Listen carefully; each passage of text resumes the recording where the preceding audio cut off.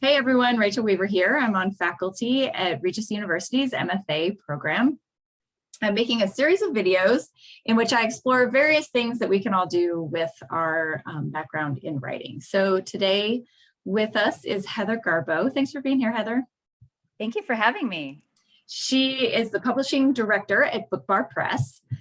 So first of all, just tell us a little bit about what you do as the publisher. Sure. So I'm the publishing director. We do have the publisher as our owner, Nicole Sullivan, who is the owner of BookBar as well. And also as of yesterday, the bookies. BookBar purchased the bookies yesterday. So wow. Yes, very exciting. So I am the founding publishing director at BookBar Press. We are the sister company to both of those bookstores. We launched in 2020. And we currently have 2 titles out. Our first title, actually, we published December 2020, and it's Bite Size. It was a collaboration, collaboration with the Denver Center for the Performing Arts, and it's an anthology of microplays. And then we also published a second title, which is a collection of poetry. We have 2 more titles in progress right now.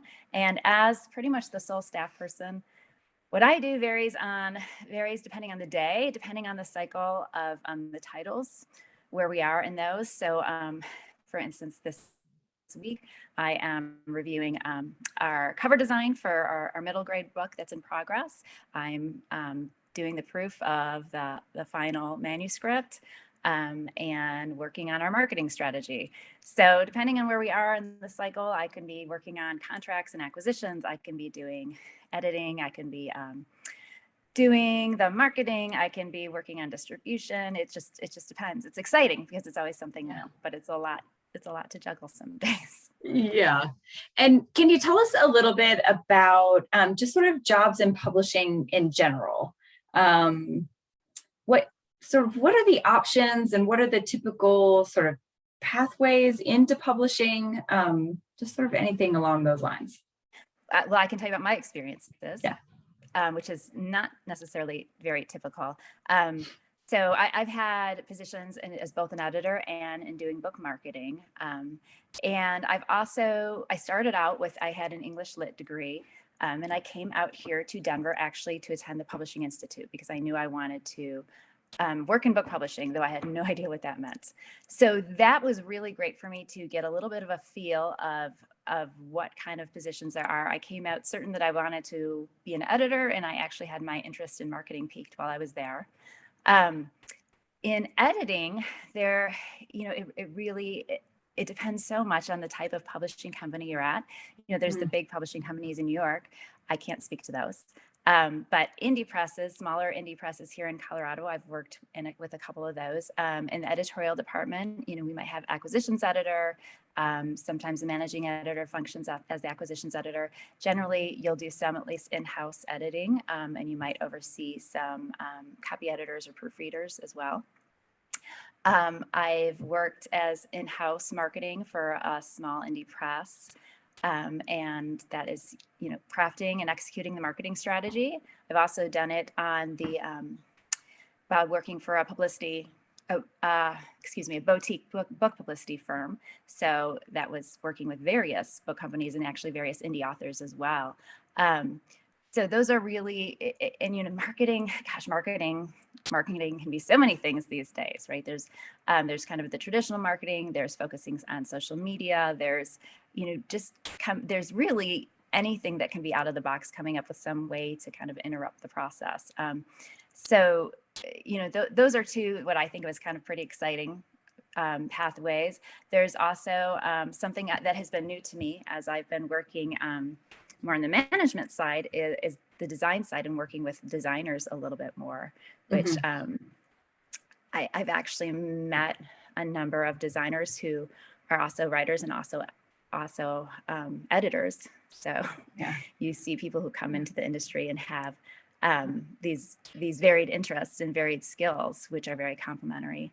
As far as a traditional path, I think, you always hear about move out to New York and climb that ladder at the company. And that's still a thing, but I think it's changed. It's certainly changed since I started out I came here in 99 was when I attended the Publishing Institute. You see a lot more people who are working in other cities who are doing, work remotely. For me, my path has been very nonlinear. I did have these earlier experiences within the book industry, and then I also pivoted for a while when I couldn't find a position and staying in Colorado. And so I've also worked in corporate communications. I've worked in a newsroom. I actually went and got my master's and worked in nonprofit for many years. And then I found all these experiences brought me back around and kind of really helped me with where I am now. So I feel like outside of New York, having a nonlinear path is not that unusual. I've met a lot of editors in particular who have worked in various types of companies, worked as a book editor, but also done corporate communications. And I don't think you have to have a traditional path anymore. I think there's lots of options these days. Does that answer your question? Yes. Tell me a little bit more about the Publishing Institute. I've always been interested in what happens over there, but I don't know much about it. Sure.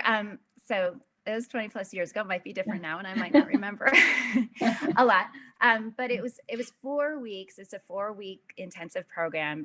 You go all day, and for me, it was very exciting to go and really get an in-depth look inside the publishing industry. There weren't any programs at the time. I think there's more master's programs now, but there certainly weren't any undergrad programs back then. And I don't think there are now that tell you much about the book publishing industry. It's kind of this mystery, right? It is, yeah. So you come out and you get this intensive course and you look at, we spent 1 week focused on editing, 1 week focused on marketing. I don't remember what we focused on the other weeks, but various things. We had an incredible publishing attorney come in and teach us everything about contracts and acquisitions. And he's actually the publishing attorney I rely on now, who has had to teach me all over again about contracts and acquisitions. But you really learn, I think one of the best things about it is that you learn all the various opportunities. You really get your eyes opened to things, but you also get a lot of networking. They bring in so many people to teach you. So you get networking with the staff and faculty, and then you have all of your fellow peers as well. So I think those are some amazing opportunities. And for those of us who are kind of book nerds, it's like suddenly we're all in one room and we're all really excited about it. And that's really kind of fun and validating too, or at least it was for me. But I definitely would recommend it for someone interested in the industry. It was a really rewarding experience, and it definitely helped set me on my path. I'm not sure if I would have even known how to begin personally with, especially at that time when it was like, go to New York City or you don't get to work in book industry. I think that's changed some now. Right. Are there other programs similar to the one here in Denver, the Publishing Institute in Denver, or is it sort of a one-of-a-kind thing? No, there are. I know there were a couple on the East Coast. There's one, I think there might be one at the City University of New York. I think maybe Radcliffe. I actually think there's more now. When I looked, I want to say there were like 3 grad programs, and there's certificate programs, but there's more programs now. And I think there are longer programs. There might be, I think there's even some ones that are more focused on master degree versus a graduate certificate. Right. But I wouldn't know all the names. Yeah. And then I guess my last question would just be, what sort of advice would you have for someone who is finishing up their graduate degree, maybe even coming out of undergrad, and starting to think about, thinking they're really interested in publishing and maybe this is the career path for them? What sort of advice would you offer up to that person? A few things. One, I'd definitely say network. Get out there, you join the professional organizations, go to the conferences. What's one wonderful thing to come out of the pandemic is we get a lot of access to conferences that you don't have to pay $1,000 to go to, right? I've attended some surprisingly great online conferences over the last year and a half. And, getting to know your peers, it helps for recommendations for whether you're deciding to freelance. I see a lot of, I can't take this on, I'll pass this on to somebody I know, or job openings. You definitely see that a lot.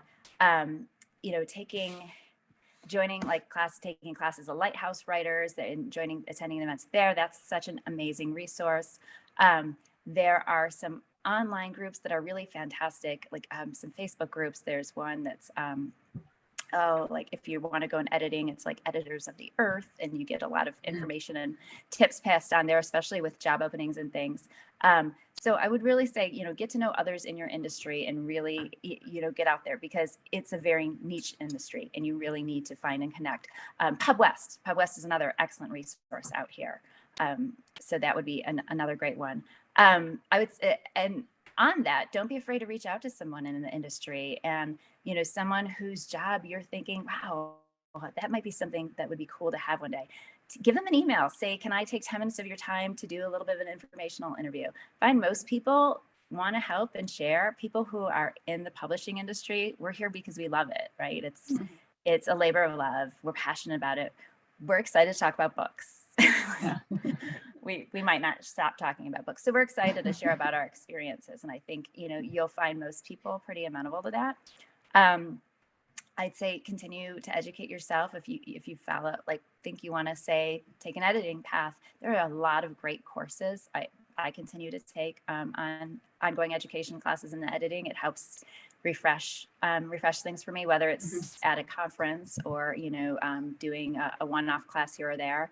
And definitely something that I think you need to do in the industry is read far and wide. And you read the industry publications, follow Publishers Weekly, but also read the genres you want to work at. Become really familiar with what's going on there. No matter what field you work in, the more you read, I think it makes you a stronger writer. It makes you a stronger editor. It makes you better at marketing. It does. It helps you with all of those things if the book industry is what you want to be in. So, if you're relaxing and kicking back with the book, you're not just lounging, you're kind of working. At least that's what I tell myself. Thank you so much, Heather. I really appreciate your time. Thank you.